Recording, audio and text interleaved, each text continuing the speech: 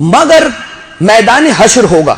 چٹے امام علیہ السلام کی حدیث ہے کہ میدان حشر ہوگا اور حشر کے میدان میں ایک صدا بلند ہوگی, این الرجبیون, آ جاؤ اے رجبیوں, اے رجبیوں آ جاؤ.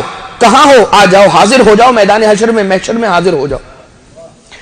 اور روایت کے یہ جملے ہیں کہ کچھ افراد اس آواز, اس صدا کے بعد نمودار ہوں گے کہ جن کے چہرے بیاض سفیدی کی طرح سے چمک رہے ہوں گے, نور کی طرح سے وہ چہرے چمک رہے ہوں گے, اور ان کے سروں پر تاج ہوگا کہ جن پر یاقوت اور در سجے ہوئے ہوں گے, اور ان کے دائیں جانب 1000 ملک, ان کے بائیں جانب 1000 ملک ان کے پروٹوکول کے لیے ساتھ ساتھ چل رہے ہوں گے. اور جب وہ یہاں پر آ جائیں گے تو پروردگار عالم انہیں وہ اجر دے گا کہ جو ان کا اجر ہے, جو ان کی جزا ہے وہ انہیں عطا کی جائے گی. مگر سوال کیا جائے گا اہل محشر کی جانب سے کہ یہ لوگ ہیں کون؟ جواب آئے گا کہ یہ وہ لوگ ہیں کہ جنہوں نے ماہ رجب کے ایک حصے میں روزہ رکھا,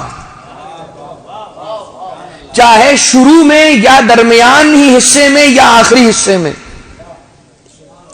حتیٰ کہ اب یہ امام علیہ السلام کا جملہ ہے, حتیٰ کہ اگر ایک روزہ ولو واحد, ولو صوم واحد, چاہے ایک ہی روزہ کیوں نہ رکھا ہو, ایک ہی روزہ کیوں نہ رکھا ہو, تب بھی پروردگار عالم اسے اجر دے گا.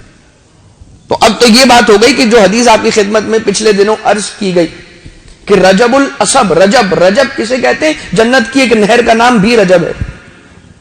وہ نہر اسے ملے گی جس نے ایک روزہ رکھا.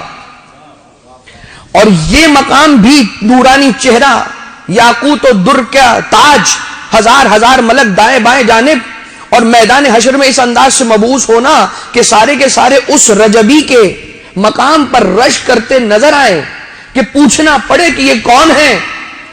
یہ اس شخص کا اجر ہے کہ جس نے ایک روزہ رکھا. تو سوچئے جس نے ایک سے زیادہ روزے رکھے اس کا کیا اجر ہوگا. برحمتك يا أرحم الراحمين وصلى الله على محمد وآله الطاهرين.